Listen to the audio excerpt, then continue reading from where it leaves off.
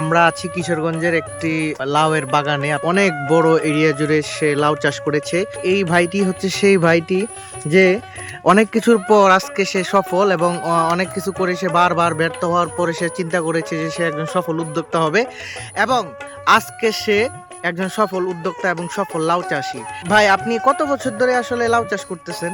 এই পর্যায়ে আসতে খুব একটা সময় লাগে নাই। অল্প কিছু জমিতে ৫ শতাংশ জায়গার মধ্যে আমি লাউ গাছ বুনন করি। তো মোটামুটি ভালো একটা আশানুরূপ ফল পাই। বিদায় আমি ৩০ শতাংশ জায়গার মধ্যে এই লাউ বাগানটা করি আর কি। তেমন আল্লাহর রহমত, আমাদের দোয়ায় মোটামুটি ভালো একটা অবস্থানে আছে।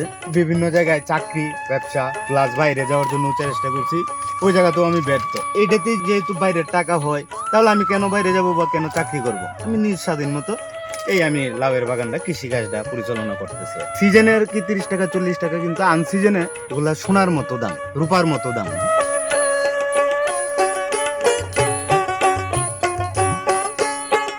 আমার লাউ বাগানে আপনাদের সুস্বাগত।